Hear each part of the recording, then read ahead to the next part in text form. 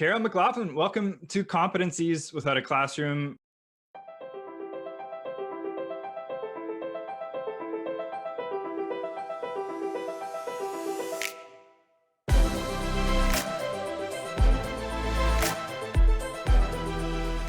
I'm super excited to have you here. One of our mutual friends highly recommended you, and I've already had a chance to figure out why. So I'm looking forward to our listeners getting the same opportunity to get to know you and the amazing work that you're doing a little bit better. But Carol, before we get into that and all the amazing work that you and your students are doing in your classroom, I got to start with the most important question that you're going to get today. Okay, it's going to help set a bit of a tone for the rest of the interview. And quite frankly, it's the question that our listeners want an answer to. So Carol, when it comes to pineapple on pizza, are you a yes or a no on that one? I am a big no. Carol. No, fruit and pizza separate. Separate. That's fair. What do you say about when someone puts a tomato on your pizza though? I love that. I know it's fruit, but you know. I know. It's a fuzzy gray line. Yes. Okay. No problem, Carol. The reason I asked this question at the start is that in case you do say no, you have lots of time to win the listeners back. Okay, So let's jump into it. Carol, who are you and what are you doing for work right now? My name is Carol McLaughlin, and I teach in Birmingham, Alabama. And this is my 30th year teaching. Yeah. And I mainly taught first and second, third grade, different years. But now that I teach at help open a private school, I teach first, second, third, fourth, and fifth. But I have a very small amount of kids. I have 13 kids at a small private school. Anyway, so it's really fun to teach all those things. Yeah, no kidding. Okay. And one of the things that we're going to talk about is some of the things that you do with your students in those different grades. So just to preface it for everyone listening is season 1 of this podcast, we focus on talking to industry. So the CEOs, the hiring managers, trying to figure out what are these core competencies, these 21st century skills that they're looking for when building out their 21st century teams and what they look like in action. Now we have a pretty good sense of what those are. Season 2 is meant to highlight the educators and amplify the voice of the people who are doing amazing work and developing those skills in their students. Because I'm in a very privileged position that I get to work with educators across North America. So I know these things are happening, but I feel like these conversations are siloed and I want them to be celebrated. So with that, Carol, what's something that you've done over the years in your classroom to empower these young people to develop one of these 21st century skills? And one thing I really know that from just reading research is that companies really need kids to be able to collaborate and critically think and be creative. And that's a huge skill that they need and they don't really get a lot of practice in at school. Sure. And so one thing I've found recently in the last few years of my teaching is gamification. And gamification is all the best parts you love about games, whether it's sports or a board game or a card game. Taking that and just putting a layer of that on your education. So I'm still teaching the same content I was teaching, but looking through that lens of how can I make this more like a game? Because I think if you think about in a lot of games, like kids want to be good on their own, like a basketball player wants to be really good on their own, but they're contributing to a team. So they're building their own and driving their own things, but they're also collaborating and helping others around them. And I think that's been missing. Kids have been very isolated. Now I'm going to make my good grades. I'm going to do this, but it's just for me. And so I think then when they get in a real world situation, they're still in that mindset of, well, I've got to build my structure, my stuff, and not think about, hey, if I do well for myself, I also can help my team. Yeah. And gamification does that. That's amazing. Yeah. So let's still jump. I mean, there's a lot you said there that I unpack, right? I'm a big fan of cheesy quotes. And one of them that just came up to me at the end there is, if you want to go fast, you go alone. But if you want to go far, you go together as a team, That's right? So you collaborate, don't compete. So let's talk about gamification a little bit for those that are less familiar. And one of the things I think is so fascinating about it is, we hear it a lot more now with our young people because it's built into these games and these games are becoming more popular, but it's everywhere. Like it's been a part of adult life for a long time too. We don't think about it. You all have those loyalty point cards, right?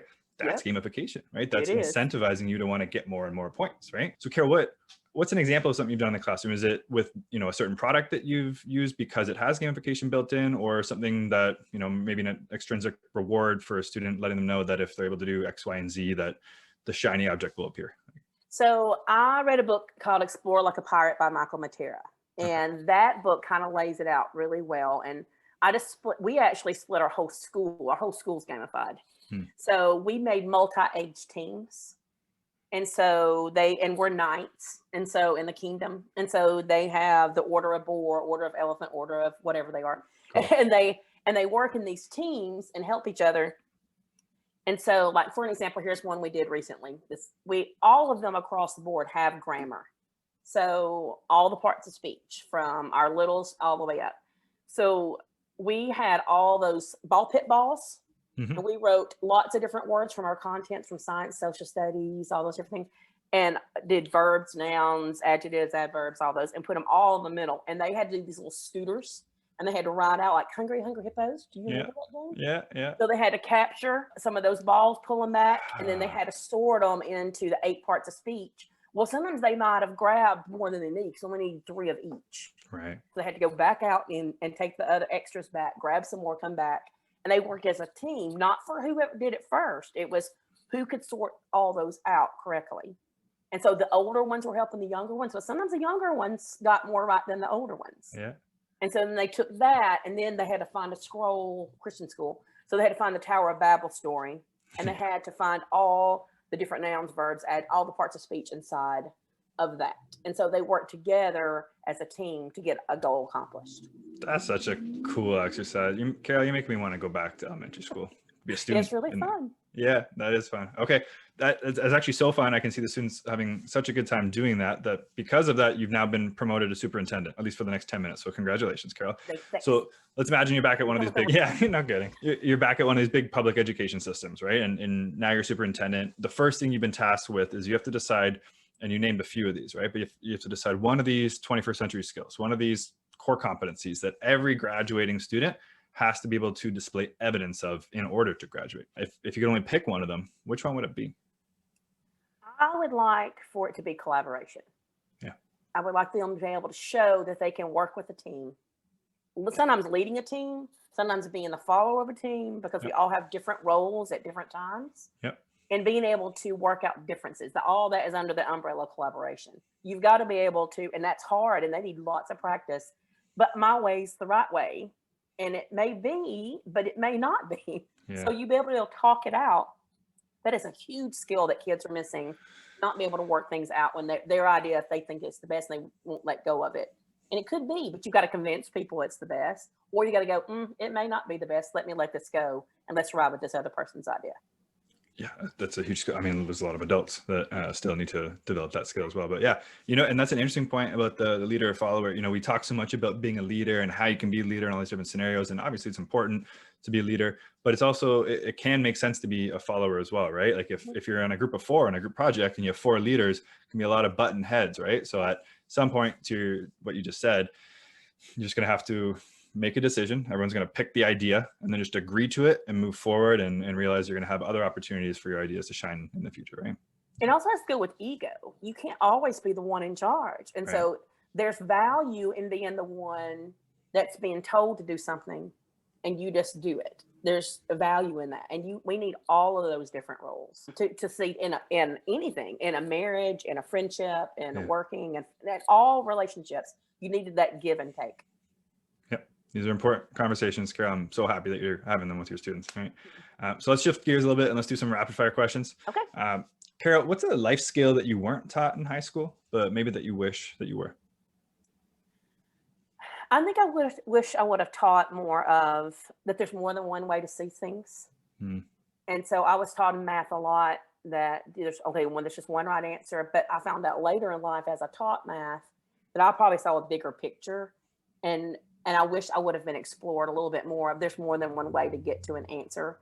And I was only taught, I guess, I don't know, but people just taught one way and you learned one way instead of giving kids ample opportunities to see skills in different ways.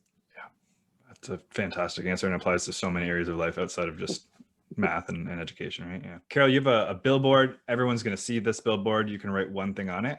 What does it say? I think I would say find joy. Yeah. You could find joy, because if you go after what makes you joyful and happy, then it'll bring more to your life and more to everyone else. Yeah, and you know your purpose, right? Your purpose is to seek That's out joy. right. Yeah. Carol, did you have a favorite class in high school growing up? What's so weird is my favorite class was not my best subject. Yeah. My favorite class was I took his class no matter how many times I could take it. He was a favorite and one of our oldest teachers.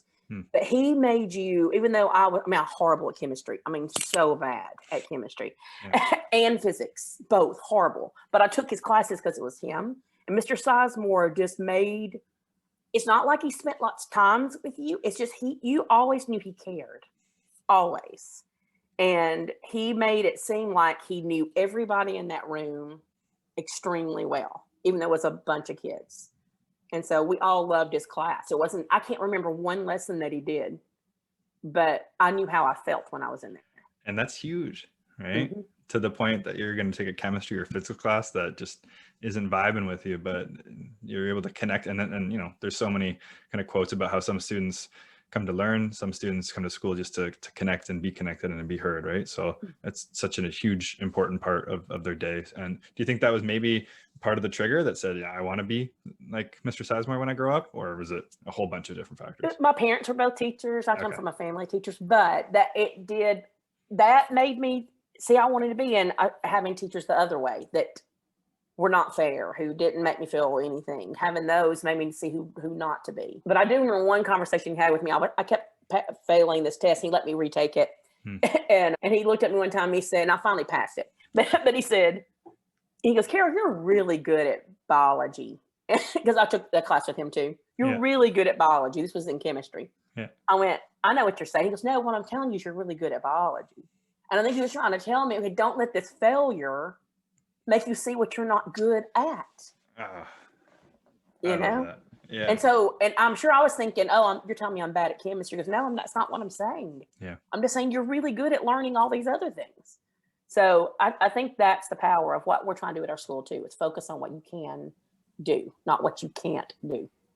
That's amazing. Yeah. And it was similar to what we were talking about before we started recording this, right? Where, you know, a lot of times in industry, it doesn't always line up with what we talk about in schools, right? Where in industry, we talk about double down on your strengths. You don't have to be good at everything, right? So Mr. Sizemore recognized that. You're really good at biology. Like, double down on that, right?